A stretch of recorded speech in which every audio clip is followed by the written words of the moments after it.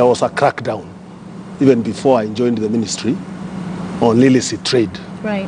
That brought in a committee, that brought in all the agencies that were engaged in managing the port.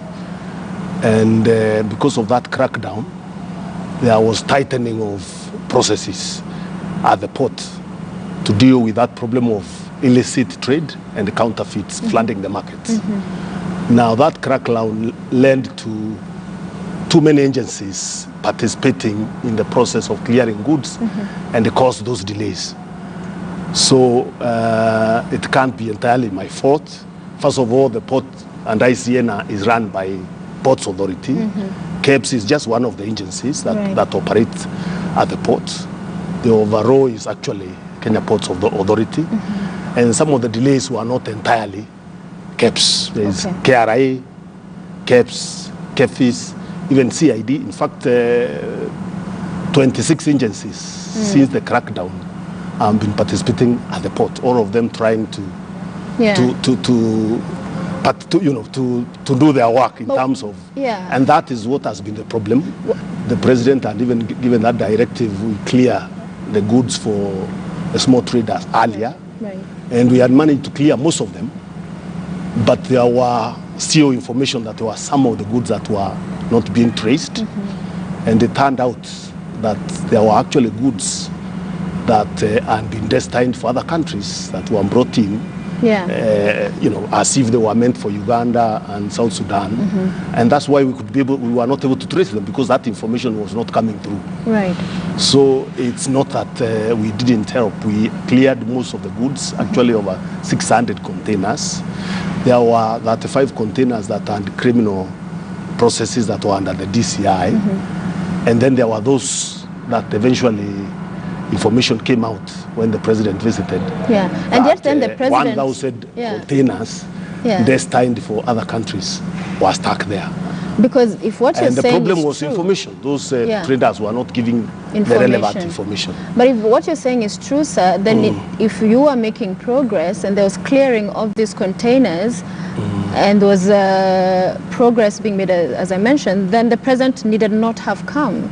So clearly there was still a very big problem. The president came because, as I've told you, there were still containers that could not be traced. The consolidation issue. Yes, and the traders continued complaining, but were not able to give us the information. Some of them were afraid because those who know what it meant, having containers that are destined for other countries in the market. Others are small traders who actually don't know because they use consolidators to bring their goods, and they may not know what the consolidators may have done with the containers. So it was a gap of information that was not coming through until actually the second day, that was Monday, when we were talking to them as we were preparing for the president's visit. One of them disclosed, one of the consolidators disclosed that those 1,000 containers were actually containers disguised as goods meant for transit goods to Uganda and South Sudan. It's again people not understanding what the president was saying. The president was restating actually the position as it should be. The reason why we changed the law to provide for inspections abroad when you are importing goods, what we call PVOC, or pre-shipment certification of conformity, is to avoid inspections locally when the goods are there, and therefore quicken the process. So if your goods are inspected from where you are buying them, there is no need to inspect them again when they arrive in the country. And that's what the president was saying, concentrate on making sure the inspections from the country of origin is well done, so that when the goods come here, you don't require to inspect them again. And therefore, there was no contradiction. He was restating the law as it is, but the law has not been followed, because again, as I've said, all these agencies, 26 of them, all of them trying to clear goods and to participate in the clearance, and made it very difficult for the specific agencies that are involved in clearance to do their job. Because if you are inspecting and, DCI looking at you and saying you must, check this, everybody checking, that made it very difficult. But now there is clarity, because we've agreed, and government actually is in the process of gazetting new rules that will only have 4 agencies operating the port.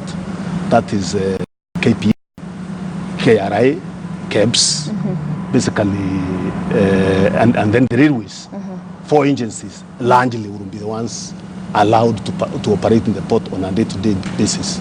So that reduces from 26 to 4. That will make work much easier in the clearance of goods. And the earlier statement was obviously, it was giving room for the small businesses whose goods are stuck in the ICD and also in Mombasa to be assisted for those goods to be cleared.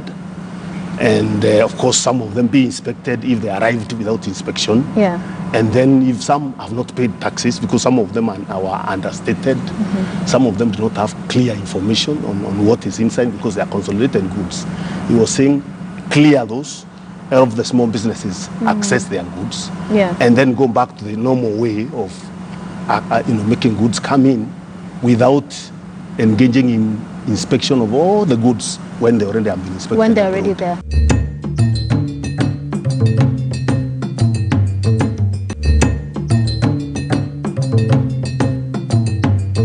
The policy change will help in many ways because we want to enhance the PVOC. So some of the checks that you are supposed to do there, we transfer them to be checked abroad. So that now we will have an enhanced PVOC system that includes all these other things that these agencies are trying to check. Then, of course, there is the usual random sampling where you do scientific checking. You don't check every container, but you check some of the containers that you know could be the most risky ones. There is a categorization that is usually done. There are those very safe ones, those big companies that import ore every time and they import from established industries that have been checked and found to be okay. Those ones sometimes are given what is called green channel. You don't keep checking them again. But there are those who are to consolidate where there could be danger, and that's where you do random sampling, not again checking every container. So even there at country of origin, there will not be 100% check. It's still random. From the country of origin is 100%. Okay, it's 100%. Okay. When they come here is when you do random sampling, so that you can be sure that there is no danger. Because those people out there also could, because there are people employed by the government to do the checking. They could also use that when they know there is no checking. They could also use that opportunity to bring things that are counterfeit or substandard. And let's talk about that. Random sampling helps in detecting the possibility of counterfeits. Because there is the usual screening also that will eventually you put in things that you know. I would want to say those companies that do inspect goods abroad, there is a procurement process where an advertisement is made and companies apply, and then there is a criteria for checking whether they have the ability to provide those services. And officers from KEBS travel all the way to check their laboratories and to check processes, and then pick those companies. And many of these companies are global companies that are involved in standards. They are well-known companies like SGS, Bureau Veritas, companies that operate globally and provide these services to other ports across the world. And they have reach in all corners of the world. Those are the companies that are pre-qualified and then given that service of assisting government in the country of origin to inspect. Some of the companies also are actually government agencies like KEBS that is also given that mandate, that has also capacity. Like for example, in China is a government company that does that work. Like they are KEBS, you allow them to participate in the processing. So of course you can't be 100% sure, but those are the safeguards we are putting in, the ones I'm telling you, random sampling, then intelligent-led investigations, because you also get information. You have intelligence gathering all over. And then there is also market surveillance. You go into the market and pick samples of goods that have come in, and you test them. If, for example, those particular goods aren't been inspected abroad as they should, and they come into a market, and investigation show that they were counterfeit, then the company that has been given that work to check quality out there is responsible, and there is a law to deal with it. You suspend them, you can fine them, and you can prosecute them. And indeed, we have already, during the crackdown, we already suspended 2 companies, and we even fined them millions of shillings. And even now, we've not lifted their suspension. So there is levels of responsibility that you can apportion depending on how those goods found their way here. Okay. Of course, goods can also be contaminated in the warehouses. You can bring goods that are safe, and when they come, the storage is poor, and then contamination can take place there. So again, you will then deal with whoever is responsible at that particular point in time. The president did say you pick them without inspection. No, we sat down with the small traders, and even that process is going on now between our officers, KRI, Kenya Ports Authority, KEBS, and those association of small traders to identify those particular containers. Yes. We already agreed that there are 1,000, and they could even be more. Identify them, then inspect them. So the ones under suspicion will be the only ones to be... They won't be inspected. Because they are already here anyway, and they have been there.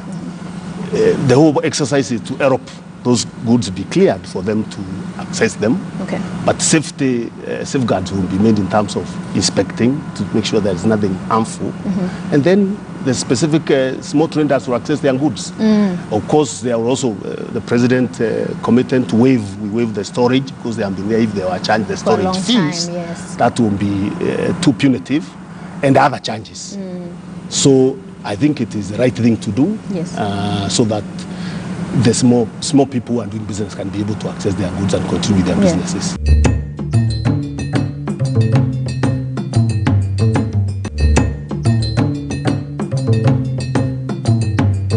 The issue is not just the danger in the roads, but also the need for us to spur local industries, so that parts manufacturers can also start manufacturing those spare parts, and therefore create jobs for our young people. Manufacturers have been complaining because their businesses have been going down. The more we emphasize on used vehicles and the new imported vehicles, their businesses have been going down. They are an association there, you can see. So supporting them to produce those spare parts locally is important. And it's not just to produce locally for used vehicles. Even new vehicles, once you use them, they require spare parts, replacement. And what you usually do, and I remember I've even signed now authorization for people to import those spare parts, keep importing. So if we could produce those spare parts locally, obviously those are jobs in the economy. And that's what we want to do. We may not necessarily produce everything, because again, automotive industry is complex and it's global. If you look at countries, some produce certain parts, others produce other parts, and then the vehicles are assembled. Our target is do what is called growing regional value chains. So you can have some spare parts produced in Uganda, others in Rwanda, others even in South Africa, and then a vehicle assembled here. And we have very many assemblies, by the way, here that are working at 30%, 20%, because the used car industry has made it very difficult for these people to get market for new vehicles here. So that's what we are trying to support as we imbalance, because again, we are not saying we will ban buying of old vehicles completely. We are said to reduce the ranges, and we are even put a category. We are said 1500 cc and below, we will not touch them. And if you look at the numbers of the vehicles that come in the country, we import around 500,000 old vehicles every year, and half of them, that is 250, actually below 1500 cc. So we were balancing the need for people to continue importing used cars because they can't afford the new ones, and at the same time also giving some opportunity for new vehicles to be assembled here, and also giving incentives for investors to invest in producing affordable new vehicles that even those who buy second-hand ones can buy. And I believe we will reach there where you get a car that is new that costs the same price as the Prados that people are buying that are old from outside. It will come. We'll talk more about that giving shortly. Them support, physical support, and supporting those people to invest. And I can assure you, even now I can tell you already 3 companies that are coming to assemble vehicles here. I am going to Yunnan province in China on 21st, and one of the deals that we are going to sign is an MOU for a company that want to come and assemble vehicles here. I know there is an assembly. Isuzu is also trying to assemble some other vehicles here. I am supposed to be a guest of honor in the assembly where they are again assembly vehicles. So already the industry is responding. Investors are coming. Even if you look at some of the assemblies are owned by Kenyans. So don't assume it's just foreign companies that will come to invest in these assemblies. Even Kenyans are coming. And what we are looking at is the overall, which is bigger. Jobs for imports and jobs for industry. Which one bigger? It's a trite truth that if you put an industry here, you spur forward and backward linkages that grow other industries, and you create more jobs. There is no country in the world that has grown through imports. Give me an example, one country that is rich now because it keeps importing. So you're saying we were forced back? Yes, what happened in the structural 94. adjustment is that economies were liberalized. We opened our doors to imports. Those industries closed. In Asia, they refused to adjust, and the industries grew, and now that's why they're industrialized countries. But as we were, under too much pressure, all right, we allowed, infant industries, if they are not protected and supported, they don't grow.